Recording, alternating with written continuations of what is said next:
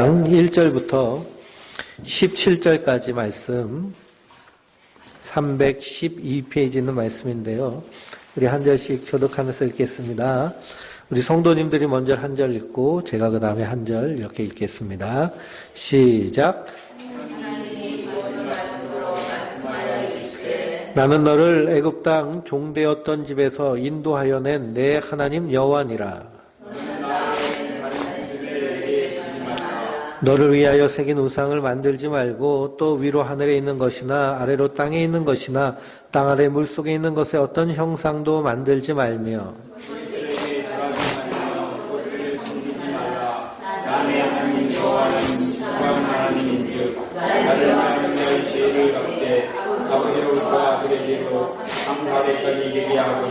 나를 사랑하고 내 계명을 지키는 자에게는 천대까지 은혜를 베푸느니라.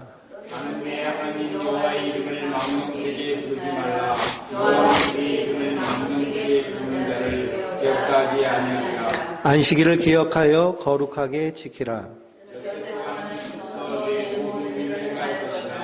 일곱째 날은 내 하나님 여호와의 안식일인즉 너나 내 아들이나 내 딸이나 내 남종이나 내 여종이나 내 가축이나 내 문 안에 머무는 객이라도 아무 일도 하지 말라.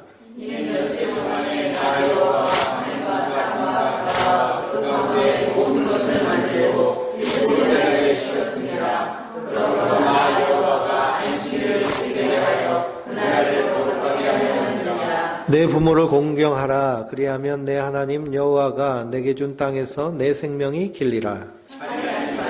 간음하지 말라. 내 이웃에 대하여 거짓 증거하지 말라. 내 이웃의 집을 탐내지 말라. 내 이웃의 아내나 그의 남종이나 그의 여종이나 그의 소나 그의 낙이나 물은 내 이웃의 소유를 탐내지 말라. 아멘. 할렐루야. 하나님 주시는 은혜와 평강이 우리 성도님들 위해 늘 충만하시기를 주님의 이름으로 축원드립니다. 이스라엘 백성들이 출애굽했죠. 출애굽한 목적은 무엇이냐? 하나님을 예배하기 위해서입니다. 그리고 출애굽한 이스라엘 백성들이 시내산에 이르러서 하나님을 만납니다. 그리고 하나님 그들에게 말씀하시죠. 세계가 다 내게 속하였나니 너희가 내 말을 잘 듣고 내 언약을 지키면 너희는 모든 민족 중에 내 소유가 되겠고 너희가 내게 대하여 제사장 나라가 되며 거룩한 백성이 되리라. 너는 이 말을 이스라엘 자손에게 전할지니라 라고 하셨습니다. 그러면 하나님이 이스라엘 백성들을 하나님의 택한 백성으로 제사장 나라로 거룩한 백성으로 삼으셔서 이 세상 가운데 하나님 살아계시고 그리고 하나님을 찾는 자들에게 복 주시는 하나님이 이 세상의 주인이심을 세상 가운데 알게 하시고 그리고 모든 열방 민족들을 하나님께로 인도하여야 될 사명을 바로 이스라엘 백성들에게 주신 것입니다. 그리고 그 백성이 지켜야 될 법이 바로 십계명입니다. 그래서 이 십계명을 통해서 그리고 하나님 주신 율법을 통해서 우리가 깨닫게 되는 것은 무엇이냐 하면 우리가 죄인이라는 것이죠. 율법은 죄를 깨닫게 하시는 것입니다. 그럼 우리가 죄인임을 깨달으면 의로우신 하나님, 죄가 없으신 하나님 앞에 온전히 설 수 없기 때문에 우리가 하나님 앞에 나아가는 길을 찾고 구하게 되는데요. 그로 인하여서 우리 눈에 보이는 구원의 길이 무엇이 되느냐? 바로 십자가가 되는 줄 믿습니다. 그래서 죄를 알게 하고 죄를 깨닫게 하는 것이 바로 십계명입니다. 그래서 우리가 1계명부터 4계명까지는 하나님을 향한 계명이죠. 그래서 지난주에 안식일을 기억하여 거룩하게 지키라. 안식일을 지키는 이유는 하나님의 창조를 기억하고 하나님의 구원을 기억하며 내가 일해서 이 땅에서 먹고 사는 것이 아니라 누가요? 하나님이 복 주셔서 살게 하신다는 것을 인정하는 것이 안식일입니다. 그래서 안식일의 주인은 예수 그리스도신데요. 주님이 안식일 날 병자들을 고치셨어요. 그래서 예수님이 십자가에 달려 죽으신 큰 죄목 가운데 하나가 뭐냐? 율법을 지키지 않았다라는 그런 이유로 십자가에 달려 죽으셨습니다. 무서운 일이죠. 율법을 지키지 않으셨다는 거예요. 그런데 안식일날 병자를 고치셨습니다. 안식일날 안식 없는 자에게 안식을 주신 거예요. 이스라엘 백성들 안식일을 지킨다고 하지만 실제로는 그 안식일을 지키면서 안식했을까요? 안식하지 못했을까요? 안식하지 못했습니다. 왜 그러느냐? 안식일을 지키느라고요. 그 안식의 의미를 잃어버린 것입니다. 그러니 하나님의 창조와 하나님의 구원을 기억하며 기뻐하며 감사하며 예배해야 되는 그날, 안식일을 지키는지 안 지키는지 매의 눈으로 쳐다보고 바라보고 하는 그런 율법주의에 빠졌기 때문에 안식일날 안식이 없는 것이죠. 우리도 마찬가지입니다. 신앙이요, 율법주의가 되면 그럼 그 안에 기쁨과 감사가 없습니다.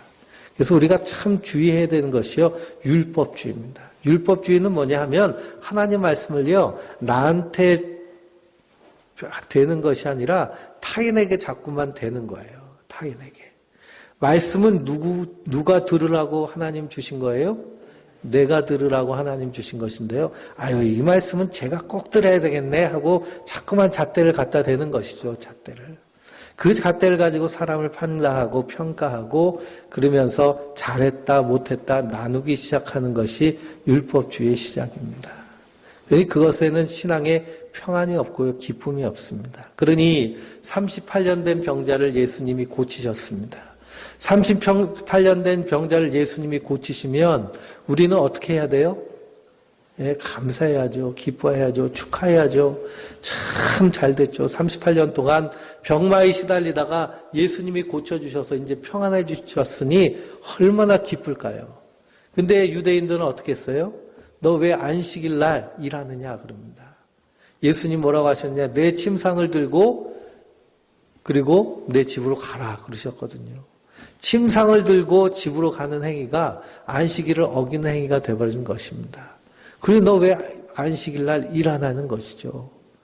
그러면서 일거수일투족 다 잣대를 대고 그리고 책망하기 시작하니 그 안에 담겨져 있는 하나님의 안식을 잊어버리는 것이 바로 이스라엘 백성들의 모습입니다. 그러므로 우리가 안식일을 기억하여 거룩하게 지키라. 그러므로 우리 그 안에서 안식함을 누리는 거예요. 근데 성도들은 안식일을 지키지 않고 우리는 무엇을 지키나요? 주일을 지킵니다. 주일. 예수 그리스도 안에서 성도는 새로운 피조물이 되었습니다. 그래서 새로운 피조물 안에서 성도는 이제 주님이 부활하신 그날 우리도 함께 부활하셨습니다. 안식 후 첫날 주님이 부활하셨거든요. 그래서 이 부활의 소망을 기억하며 부활의 소망 가운데 모여서 예배하는 것이 주일입니다. 초대교회 성도들은요, 날마다 모여서 예배했습니다. 왜 그럴까요? 날마다의 삶이 안식의 삶이기 때문이죠. 수고하고 무거운 짐진 자들아 다 내게로 오라 내가 너희를 쉬게 하리라. 그래서 그리스도 예수 안에서 성도는 날마다 안식하는 자들입니다. 우리에게 영원한 하나님 나라가 소망되어 있기 때문에요. 성령 안에서 참 평강이 우리 가운데 역사되므로 우리는 날마다 새로운 날을 사는 것이 성도인 줄 믿습니다. 그래서 하나님을 향한 그런 계명이 있습니다. 그리고 오늘 함께 나눌 말씀, 내 부모를 공경하라부터 살인하지 말라, 간음하지 말라, 도적질하지 말라, 거짓말하지 말라, 탐내지 말라라는 이 계명은 사람을 향하여서 주신 계명입니다. 이 땅을 살아가면서 내 부모를 공경하라 하십니다. 내 부모를 공경하라.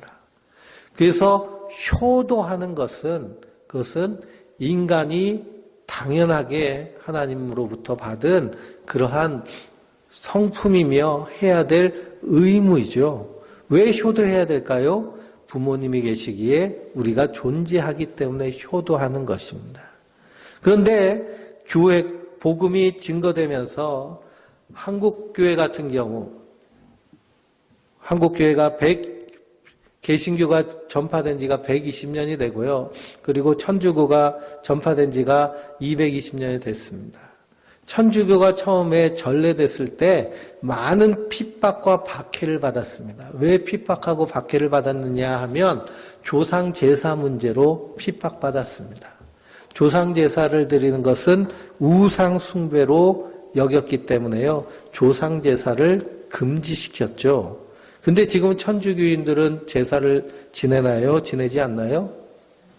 예, 제사를 지냅니다. 똑같이 상 차려놓고 이건 종교 행위가 아니고 우상 숭배가 아니고 전통 문화 행위이기 때문에 해도 된다라고 이렇게 1960년대 교황이 친서를 내렸습니다. 왜 그러냐? 이 조상제사 문제 때문에 전도가 안 되는 거예요. 교세가 늘지 않아요. 그래서 그것을 홀라당 바꿔버렸습니다. 그러니 그 선조들이 조상제사 문제 때문에 수천 명이 핍박당하고 그리고 목숨을 잃고 종이 되고 하는 그런 역사를 지닌 천주교인데 그 전통을 지키지 못한 것이죠. 그러면 조상을 숭배하고 제사하는 것이 왜 우상 숭배인가? 고린도전서 10장을 한번 찾아볼까요? 고린도전서 10장입니다.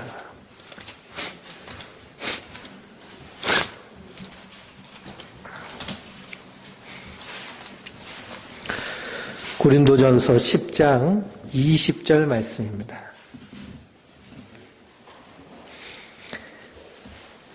고린도전서 10장 20절 시작. 무릇 이방인이 제사하는 것은 귀신에게 하는 것이요 하나님께 제사하는 것이 아니니 나는 너희가 귀신과 교제하는 자가 되기를 원하지 아니하노라. 아멘. 이방인이 제사하는 것은 누구에게 제사하는 거라는 거예요? 귀신에게 제사한다는 것이죠. 그래서 제사상을 차려놓고 그리고 제사를 드릴 때 문을 활짝 열어놓습니다. 그리고 몇 시에 제사를 해요? 12시 자정에 제사를 합니다. 그래야 조상 귀신님이 와가지고 제사밥을 잘 드신다는 거예요. 그런데 살아있는 부모를 살아계셨을 때 열심히 효도하는 것이 효도이지요. 죽은 부모에게 아무리 제사상을 잘 차려놓는다 하여도 그게 효도가 될까요? 그건 효도가 되지 않습니다. 그것이 우상 숭배인 이유는 무엇이냐? 부모님이 살아계실 때는 그냥 육신의 모습으로 있지만 그러나 부모가 죽으면 신이 된다고 여기는 사상이 바로 이 유교 사상 가운데 담겨져 있습니다. 그래서 그 조상이 우리 가족과 우리 자손들을 지켜줄 것이다. 그렇기 때문에 살았을 때보다 죽었을 때 더 공을 들이는 거죠. 왜 그럴까요? 신이 됐다고 생각하기 때문에. 근데 사람이 죽으면요, 귀신이 되나요? 사람이 죽으면 귀신이 되지 않습니다. 귀신은 귀신입니다. 귀신은 악한 마귀입니다. 마귀의 영이요, 바로 귀신으로 이 세상 가운데 사람들에게 드러나는 것이죠. 절대 사람이 죽어서 귀신이 되지 않습니다. 그런데 이 귀신이 돌아가신 부모님 형상으로 나타날 수 있을까요? 없을까요? 충분히 가능하죠. 귀신은 미혹의 영이고 속이는 영이기 때문입니다. 그러므로 아무리 제사상을 잘 차려놓고 거기에다 제사를 한다 하여도 그 제사밥을요, 돌아가신 조상님이 절대로 드시지 못합니다. 그 우상을 숭배하는 것이 되어버리는 것이죠. 그래서 천주교에는 그것이 우상 숭배가 되기 때문에 금지시킨 것입니다. 그래서 귀신과 친교하지 말라라고 말씀하고 있죠. 성도는 하나님을 섬기는 자들입니다. 그래서 내 부모를 공경하라라고 할 때 살아계셨을 때 효도하는 것이죠. 살아계셨을 때 공경하는 것입니다. 왜 그러냐? 부모로부터 생명을 이어받았기 때문입니다. 그런데 이 이스라엘 백성들에게 내 부모를 공경하는 또 다른 이유가 있습니다. 그것은 뭐냐? 신명기 6장이죠. 한번 찾아보실까요? 창세기, 출애굽기, 레위기, 민수기, 신명기입니다.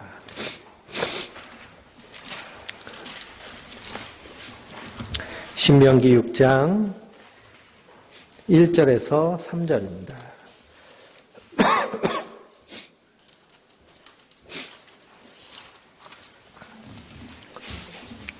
6장 1절에서 3절 시작. 이는 곧 너희의 하나님 여호와께서 너희에게 가르치라고 명령하신 명령과 규례와 법도라. 너희가 건너가서 차지할 땅에서 행할 것이니 곧 너와 내 아들과 내 손자들이 평생에 내 하나님 여호와의 경외하며 내가 너희에게 명한 그 모든 규례와 명령을 지키게 하기 위한 것이며 또 내 날들 장구하게 하기 위한 것이라. 이스라엘아 듣고 삼가 그것을 행하라. 그리하면 내가 복을 받고 내 조상들의 하나님 여호와께서 내게 허락하신 같이 젖과 꿀이 흐르는 땅에서 내게 크게 번성하리라. 이스라엘아 들으라. 우리 하나님 여호와는 오직 유일한 여호와이시니 너는 마음을 다하고 뜻을 다하고 힘을 다하여 내 하나님 여호와를 사랑하라. 오늘 내가 내게 명하는 이 말씀을 너는 마음에 새기고 내 자녀에게 부지런히 가르치며 집에 앉았을 때든지 길을 갈 때든지 누웠을 때든지 일어날 때든지 이 말씀을 강론할 것이며 너는 또 그것을 내 손목에 매어 기호를 삼으며 내 미간의 표로 삼고 내 집 문설주와 바깥물에 기록할지니라. 아멘. 이스라엘의 부모들에게 명령하셨죠. 무슨 명령을 하셨나요? 내 아들과 손자들에게 하나님 경외하는 것을 가르치라라는 겁니다. 이것이 하나님의 복을 받는 축복의 길이라는 것이죠. 열심히 가르치는데요. 마음을 다하고 뜻을 다하고 힘을 다하여 여호와 하나님 사랑하는 것을 가르치라는 것입니다. 어떻게 가르쳐요? 집에 앉았을 때든지 길에 갈 때든지 누워있을 때든지 일어날 때든지 하나님의 말씀을 가르치라는 겁니다. 그러니 공부해라. 세상 부모는 그렇게 잔소리하지만 그러나 믿음의 부모는 어떻게 하는 거예요? 하나님의 말씀을 가르치는 자입니다. 그러니 자녀가 결혼해서 손주가 나면요. 그러면은 할머니가 봐줄 거 아니에요. 봐주면서 다 무슨 말씀 하는 거예요? 축복의 기도도 하고 성경 말씀도 가르쳐주고 찬양도 함께 부르고. 그래서 믿음의 자녀로 양육해 나가는 것입니다. 그렇게 믿음을 전하는 하나님을 증거하는 믿음의 부모이기 때문에 그 부모를 경외하라, 공경하라 라고 주님은 말씀하고 계시는 겁니다. 그러므로 믿음의 부모가 이 땅에서 해야 될 것, 자녀를 위해서 기도할 뿐만 아니라 말씀으로 훈계하고 그리고 말씀을 가르쳐야 되는 줄 믿습니다. 그래서 어렸을 때 들은 성경 말씀 이야기, 어렸을 때 들은 믿음의 사람들의 이야기가요, 때로는 그 한 사람의 평생의 그런 인생길을 좌지우지하는 그런 길이 되는 줄 믿습니다. 그래서 위인이라고 하는 사람, 크게 성공한 사람, 그래서 성공 사례를 들어보면 좋은 목사님 때문에 내가 이렇게 성공했습니다라고 말하는 사람은 거의 없죠. 근데 대부분 누구를 얘기해요? 어머니를 얘기합니다. 우리 어머니가 이렇게 고생하고 이렇게 해주셔서 내가 이렇게 됐습니다 하고 얘기하는 그런 모습들을 많이 보게 됩니다. 그만큼 어머니, 아버지의 영향력은요, 절대적입니다. 그래서 심리학적으로도 그 사람이 형성되는 모든 성격과 기질과 모든 삶의 태조는요, 전적으로 부모로부터 받는 것이라고 합니다. 50%는 유전되는 것이고 50%는 학습되는 것으로 그렇게 생각합니다. 그래서 자녀를 보세요. 입맛도 누굴 닮았어요? 부모를 닮았죠. 말투도 누굴 닮았나요? 부모를 닮았습니다. 성격도 누굴 닮았나요? 부모를 닮았습니다. 그러니까 쟤 왜 저래? 그러면은 누굴 보면 되는 거예요? 나 닮아서 저렇구나. 나 닮아서 저렇구나. 그런데 성격이라는 것은 좋고 나쁜 것이 없습니다. 좋은 성격, 나쁜 성격이라는 것이 없어요. 이런 성격, 저런 성격이 있는 것이죠. 그 성격에 장점이 있고 단점이 있습니다. 그 장점이 부각되면 그 사람의 성격이 좋은 것이고요. 단점이 부각되면 쟤 왜 저래? 저렇게 되는 것이죠. 그러니 장점이 부각되는 베드로 같은 사람은 어떤 사람일까요? 성격이 매우 급하고 큰 소리 뻥뻥 치는 사람입니다.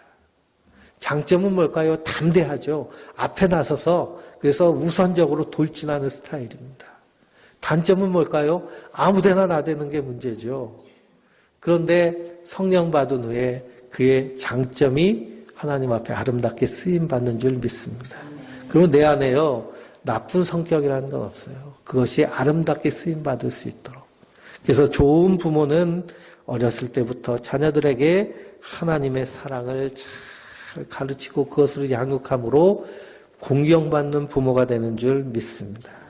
그리고 자녀가요, 예수 그리스도를 믿는 믿음 가운데 든든히 서면 내게 복음을 증거해준, 나에게 믿음을 전수해준 내 부모님이 참 귀한 분이구나라는 것을 깨닫을 때가 있습니다.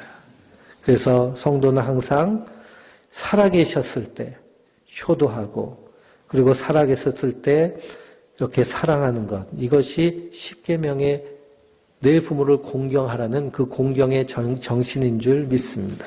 절대로 우리가 마귀에게 속아서는 안 됩니다. 사람이 죽으면요, 그러면 귀신이 되지 않습니다. 사람이 죽으면 땅에 묻혀 있다가 나팔 불면 주님께서 부르시는 것이죠. 사망 가운데 묶여 있다가 하나님 나팔을 부시면, 그러면 그리스도 안에 있는 자들은 생명의 부활로, 그리스도 밖에 있는 자들은 심판의 부활로 나아가게 되는 것입니다. 그럼 이것을 분명히 알고 절대로 사람이 죽으면 귀신이 되지 않는다. 귀신은 귀신이다. 귀신은 마귀다. 귀신은 속이는 자입니다. 거짓말하는 자예요. 거짓의 아비. 그래서 사단, 마귀라는 이름 가운데는 속이는 자, 거짓말하는 자라는 그런 의미가 담겨져 있습니다. 그래서 내 부모를 공경하라. 그리하면 내 하나님 여호와가 내게 준 땅에서 내 생명이 길리라. 하나님 그렇게 축복하시겠다는 것입니다. 그 다음 계명이 뭘까요? 살인하지 말라, 간음하지 말라, 도둑질하지 말라, 거짓말하지 말라, 탐내지 말라. 우리 안에 이런 것들이 다 있을까요? 없을까요? 다 있습니다. 그리고 우리에게 세 가지 원수가 있는데요. 세상과 우리 안의 정욕이 마귀의 역사로 인하여서 그래서 날마다 넘어지는 것이 우리 인생의 모습입니다. 그래서 우리에게 원수는요, 마귀, 그 마귀의 소나기에 있는 이 세상, 그리고 그 소나기에서 놀아나는 우리의 정욕입니다.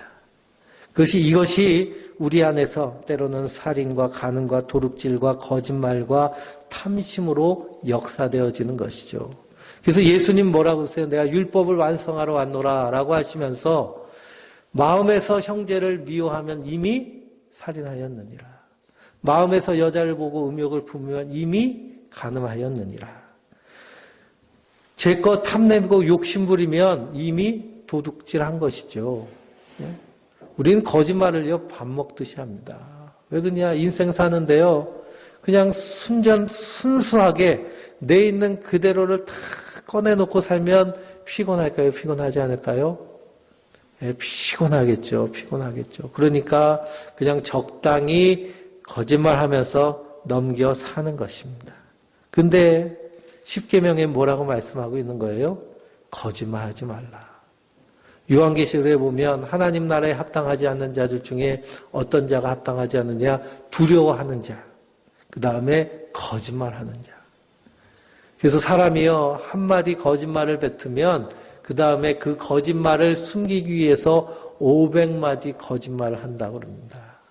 그러니까 한마디 거짓말. 그래서 처음에 아예 그냥 있는 그대로 말하면요, 그냥 더 뭐 얘기할 게 없죠. 그냥 있는 그대로 말하면 되고 머리도 아프지 않습니다. 그런데 거짓말을 한번 하기 시작하면 이 거짓말을 또 속여야 되고 숨기다 보면 눈덩이 같이 늘어나죠.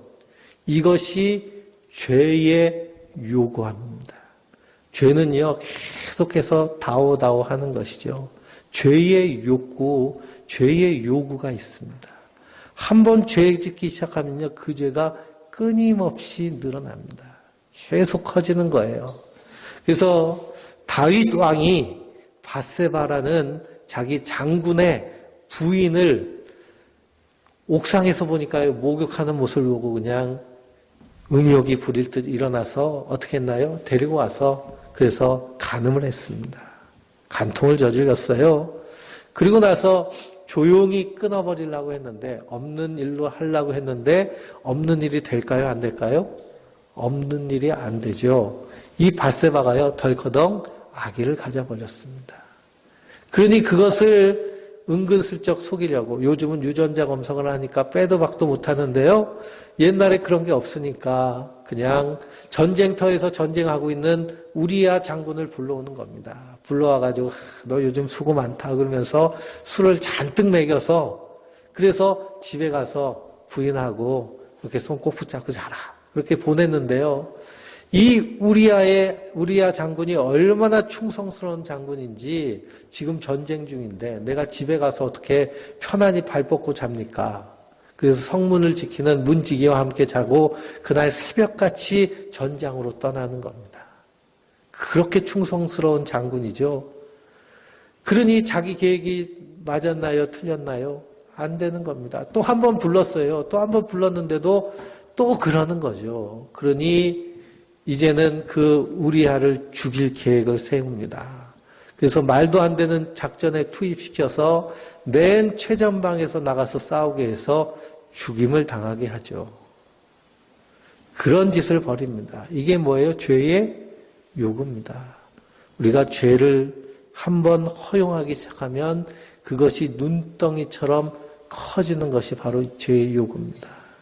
그래서 작은 것 하나가 틈 타고 들어와서, 그래서 빗물이 있죠. 바위도 어떻게 깨지느냐, 작은 틈을 타고 들어와서 큰 바위가 깨지는 것처럼 그렇게 마귀는 하나님의 사람을 넘어뜨리려고 합니다. 그러면 성도는 이 땅에서 죄가 얼마나 무서운 것인가를 아는 사람들이 성도죠. 성도는 죄가 얼마나 무서운지를 아는 사람들입니다. 왜 그럴까요? 우리의 죄를 위하여서 하나님이 사람이 돼서 십자가에 달려 죽으시기까지 해야만 우리가 무엇을 받을 수 있어요? 죄사함을 받을 수 있는 것입니다. 그러니 죄가 이렇게 무서운 것이며, 이 죄악 가운데 있는 것이 얼마나 큰 두려움인가. 그러므로 죄 안에 있는 것은 지옥을 사는 것과 다름이 없습니다. 우리 주변에 살고 있는 사람들 보세요. 한 가지 잘못 때문에 엄청난 고통을 당하는 사람이 많습니다. 얼마 전에 한 여고생이 자살했습니다. 자살을 했는데 왜 자살을 했느냐?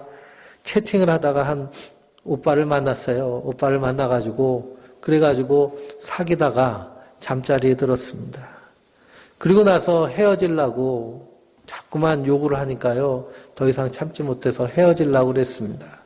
헤어지자고 그러니까요, 갑자기 그 남자가 돌변하는 거죠. 그러면서 몰래 찍어놓은 사진을 보내면서 너 이거 인터넷에 퍼뜨리고 네 인생 끝내버린다, 이런 문자를 계속 보냅니다. 그것이 굴레가 돼서요, 계속 고통당하다가 결국에는 참지 못하고 어떻게 된 거예요? 자살해버리는 겁니다. 이 세상이 그렇게 악한 세상입니다. 마귀는요, 이렇게 죄의 굴레 가운데 묶어서 인생을 지옥으로 만들려고 하는 것이 바로 이 세상과 마귀의 모습입니다. 그러므로 죄가 얼마나 무서운가를 아는 자는 죄 짓는 것이 두려운 것이죠. 그러므로 성도는요, 이 땅에 살면서 죄를 짓지 않는 자가 성도입니다. 죄를 지으려 하지 않는 자가 성도입니다. 그럼 우리가 죄를 짓지 않고 이 땅에서 살 수 있을까요? 없을까요? 성도는요, 이 땅에서 죄를 짓지 않고 살 수 있는 자가 성도입니다. 우리 시편 한번 찾아보실까요? 오늘 새벽에 읽은 말씀인데요. 시편 17편입니다. 시편 17편.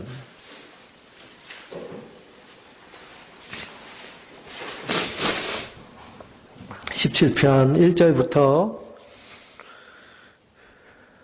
시편 17편 1절부터 5절까지 읽어보겠습니다. 여호와여 의의 호소를 들으소서. 나의 울부짖음에 주의하소서. 거짓되지 않은 입술에서 나오는 나의 기도에 귀를 기울이소서. 주께서 나를 판단하시며 주의 눈으로 공평함을 살피소서. 주께서 내 마음을 시험하사 밤에 내게 오시어서 나를 감찰하셨사오니 흠을 찾지 못하였사오니 내가 결심하고 입으로 범죄하지 아니하리이다. 사람의 행사로 논하면 나는 주의 입술의 말씀을 따라 스스로 삼가서 포악하는 지혜의 길을 가지 아니하였사오며 나의 걸음이 주의 길을 굳게 지키고 실족하지 아니하였나이다. 아멘. 다윗이 하나님께 기도합니다. 그런데 하나님 내 기도를 들으세요 하면서 자기의 기도가 어떤 호소라는 거예요? 의의 호소라는 겁니다. 의의 호소라는 것은 자기는 어떤 자라는 거예요? 의로운 자라는 거예요. 그리고 내 입술에서 나오는 내 기도를 기울이소서 하면서 내 입술은 어떤 입술이라는 거예요? 거짓이 없는 입술이라는 것입니다. 거짓이 없는 입술. 그리고 또 뭐라고 그래요? 하나님 3절에 내 마음을 시험하시고 밤에 내게 오셔서 나를 어떻게 하셨다는 거예요? 감찰하셨는데 흠이 있어요? 없어요? 나는 흠이 없어요. 이렇게 고백합니다. 그러니 지금 다윗의 기도 가운데 자기는 죄가 있다는 거예요? 없다는 거예요? 죄가 없다는 것입니다. 왜 그럼 다윗이 죄가 없을 수 있을까요? 만약 율법주의자라면 죄 안 짓기 위해서 주일날 주일 성수하기 위해서 주일날 일하지 말라라고 그래서 예전 어른들은요 주일날 뭐도 안 하셨어요? 짜장면집에서 중국집에서 짜장면도 안 시켜 먹었습니다. 주일날 외식하지 말라고. 그렇게 시키지도 않고. 그래서 주일날 철저하게 지키고 안 지키면 주일날이 뭐 하는 짓이냐고. 주일날 놀러 가면 그냥 큰일 나는 줄 알죠. 그런 율법주의자가 이 다윗이 아닙니다. 다윗이 이렇게 하나님 앞에 나는 죄가 없습니다 라고 할 수 있는 이유는 뭐냐? 다윗이 하나님과 친밀함을 누렸기 때문입니다. 다윗은 하나님과 친밀한 관계를 맺고 있어요. 3절에 보면 주님이 내게 오셔서 나를 감찰하셨고 흠을 찾지 못하였사오니 내가 결심으로 입으로 범죄하지 아니하리라 라고 고백합니다. 주님이 밤에 누구에게 오신 거예요? 다윗에게 오셔서 다윗과 함께 하신다는 겁니다. 6절 말씀해 보니까 뭐라고 할까요? 내가 불렀사오니 내게 귀를 기울여 내 말을 들으소서. 하나님이 다윗의 말을 들으시는데 어떻게 들으시는 거예요? 귀를 이렇게 쫙 기울여서 들으시는 겁니다. 사람이 서로 대화할 때요, 그냥 그런저런 관계에 있으면 대화할 때 이렇게 멀리서 보고, 그렇습니까? 대화하지만 친밀한 관계면 어떻게 할까요? 얼굴을 바짝 갖다 대고 귀를 착 기울이면서 속삭이죠. 속삭여요. 오늘도 점심 식사를 하는데 속삭이는 두 사람이 있더라고요. 둘이서 속삭 얼마나 깨소금이 떨어지는지, 예. 그렇게 속삭이는 사람이 있어요. 그건 뭐냐? 그만큼 친밀하다라는 겁니다. 친밀하다. 7절 말씀해 보니까 죽게 피하는 자들을 일어나 치는 자들에게서 오른손으로 구원하시는 주여, 주의 기이한 사랑을 나타내소서. 그 기이한 사랑을 다윗은 어떻게 했다는 거예요? 경험해 봤다라는 겁니다. 8절에 나를 눈동자같이 주의 날개 그늘 아래 감추사. 이 눈동자를 보호하기 위해서 우리 눈이 완벽한 철저하게 무장을 하죠. 그래서 속눈꺼풀, 겉눈꺼풀, 그리고 눈물로, 눈썹으로, 윗눈썹으로 완전히 철통 방어를 하는 것이 눈인데요. 하나님 그렇게 나를 보호하시는 것을 경험해 봤다는 겁니다. 13절 말씀에 여호와여 일어나 그를 대항하여 넘어뜨리시고 주의 칼로 악인에게서 내 영혼을 구원하소서라고 고백합니다. 다윗은요 친밀함을 느끼는 거예요. 하나님과의 친밀함. 하나님과 가까이 하니까요 죄가 틈탈 수 있을까요? 없을까요? 없지요. 하나님이 항상 내 곁에 계시는 겁니다. 나와 함께 하시는 겁니다. 내 눈에 항상 하나님이 보이시는 거예요. 그리고 무슨 일을 하든지 하나님이 나의 인도자가 되시는 것입니다. 아이가 부모와 친밀한 관계를 맺죠. 근데요, 친밀한 아이가 갑자기 어색하게 행동하면 부모는 착 눈치를 챕니다. 제가 뭔가 잘못을 했구나. 부모님 지갑에서 돈을 훔치면요, 아이가 그렇게 엄마한테 그냥 상냥하게 굴다가도 갑자기 이렇게 삐짝해져가지고 눈치를 보고 슬슬 숨지요. 아담과 하와가 에덴 동산에서 하나님과 친밀하게 지나셨습니다. 하나님이 바뀌신 건 하나도 없어요. 그런데 죄를 지은 선악과를 따먹으니 아담과 하와가 하나님의 그 동산을 거니시는 모습을 보고 어떻게 했을까요? 숨어버렸습니다. 숨어버렸어요. 그리고 죄의 요구에 계속 넘어가는 것이 인생의 모습입니다. 그러므로 성도가 이 땅에서 죄를 이기고 죄 짓지 않고 사는 길은 무엇일까요? 하나님을 가까이 하는 것입니다. 주의 말씀이 항상 내 마음에 있습니다. 하나님의 말씀이 내 안에서 늘 사랑으로 역사되고 있습니다.